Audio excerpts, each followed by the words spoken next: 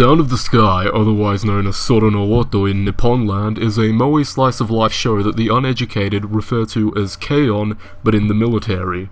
And despite America's poor educational system, you people have no excuse to write this show off as a K-On clone, cause let me tell you something, this is the best damn slice-of-life of all time.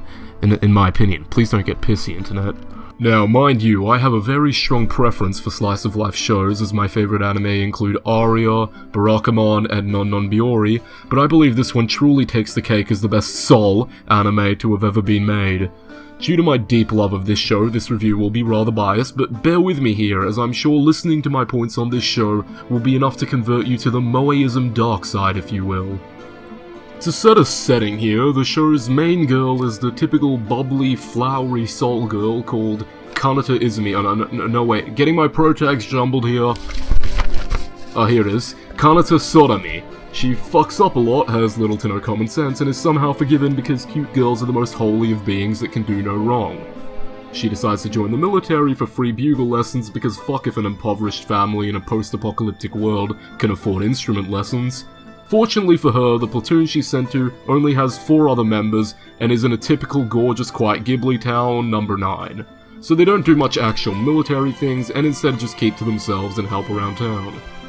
Normally I'd loathe a character like Kanata, but she synergizes so well with the rest of the cast that it's kind of hard to hate her. As for the rest of the cast, they can be described with pretty much one line.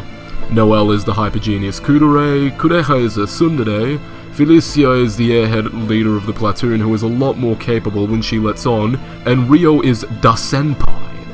Keep in mind that describing any of these characters with one line is an insult, as they all gain depth and develop into real and fleshed out people throughout the show.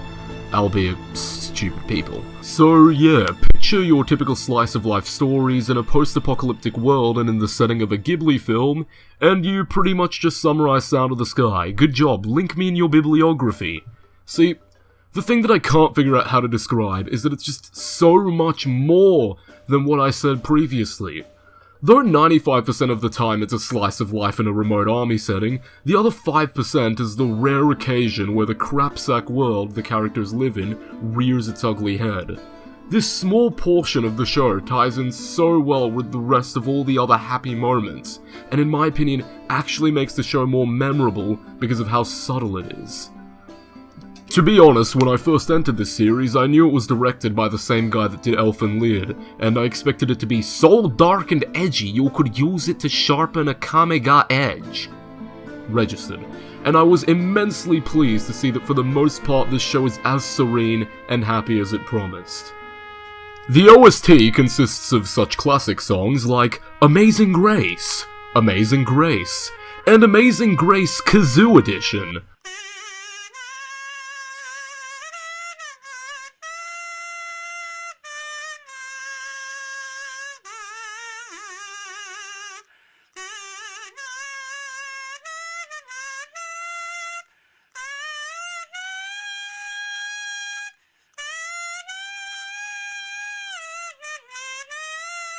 Really though, the OST is great but somewhat forgettable, and depends way too much on playing a trumpet rendition of Amazing Grace whenever possible. Luckily for Sora no Woto, this is all forgiven thanks to Servant de Feu, a song that despite having pompous French lyrics, is so beautiful that I'm tempted to declare Sound of the Sky as having the best anime OST of all time. As for the animation, let's just say that the quality of this shit is glorious. You'd think A1 Pictures was using this anime as training for Your Lie in April. So, to answer the question, is it good? Well, from a scale of really fucking bad to really fucking good, I give Sound of the Sky a really fucking good. Plus a zisha stamp of approval, meaning regardless of quality, I greatly enjoyed this show. If you like Sound of the Sky and want to see other stuff like it, I recommend Haibane Renmei, a show that despite being different in setting, characters, plot, and genre, gives off an extremely similar feel. If the only reason you watch this show was for the girls in tanks, go watch Girls and Pancakes or something, you shallow dog. Also subscribe so that I don't die alone. Bye!